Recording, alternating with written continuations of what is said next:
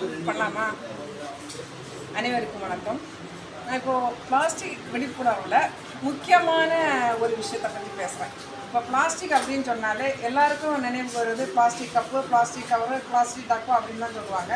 ஆனால் யாருமே யோசிக்காத ஒரு பொருள் என்னென்னா டூத் ப்ரஷ். அதுவும் வந்து பிளாஸ்டிக் தான். அதை வந்து நம்ம மைண்டுக்கு யாருக்குமே மேக்ஸிமம் வராது. ஆனால் ஆக்சுவலாக உண்மையிலேயே அந்த பிளாஸ்டிக்னால தான் நம்மளோட உடம்புக்கும் சரி இந்த மண்ணுக்கும் சரி ரொம்ப கேடாக இருக்குது. அதை பற்றி என்னன்னு நான் உங்களுக்கு சொல்லிடுறேன். இப்போ வந்து நம்முடைய உடம்பு வந்து ரொம்ப சூடான பகுதி வாய். அதுலேயும் காலையில் ரொம்ப ரொம்ப சூடாக இருக்கும். ஸோ அப்படி சூடாக இருக்கிறப்பவே நம்ம என்ன பண்ணுறோம்னா பிளாஸ்டிக்கை தூக்கி தான் வாயில் வைக்கிறோம். அது என்ன ஆகுதுன்னா டைரெக்டாகவே பிளட்டில் வந்து அந்த பிளாஸ்டிக் வந்து கலக்குது. ஸோ எனவே வந்து நிறைய நோய்களுக்கு அதுவும் காரணமாக இருக்குது. மெயினாக பிளட் கேன்சருக்கு மெயினாக காரணமாக இருக்குது அப்படின்னு சொல்லிட்டு கண்டுபிடிச்சிருக்காங்க. ஓகேங்களா?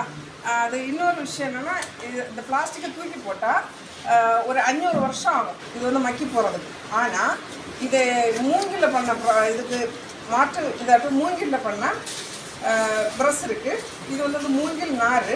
இந்த மூங்கில் நாரை 25 நாள் வேப்பெண்ணெயில் ஊற வச்சு அப்புறம் சாக்கோலை முக்கி தான் இதை வந்து என்ன பண்ணுறாங்க, ஃபிக்ஸ் பண்ணுறாங்க. இது 100% ஆர்கானிக். இது வந்து எல்லா மக்களுக்கும் போய் சேரணுங்கிறதுக்காக நாங்கள் வந்து 30 ரூபாய்க்கு கொடுத்துட்ருக்கோம். இது தாராளமாக எல்லோரும் வந்து வாங்கி யூஸ் பண்ணலாம். ஏன்னா எல்லா மக்களும் அடித்தட்டு மக்கள் வரைக்கும் இது போய் சேரணும் அப்படிங்கிறதுக்காக. மற்ற பிளாஸ்டிக்கை நீங்கள் தூக்கி போட்டிங்கன்னா அது மக்கிறதுக்கு 500 வருஷம் ஆகும். ஆனால் இதை போட்டிங்கன்னா இது வந்து உரமாகவே மாறிடும். ஸோ அதனால் இதை எல்லாரும் வாங்கி யூஸ் பண்ணுங்கள். நம்மையும் காப்போம், நம் மண்ணையும் காப்போம். நன்றி.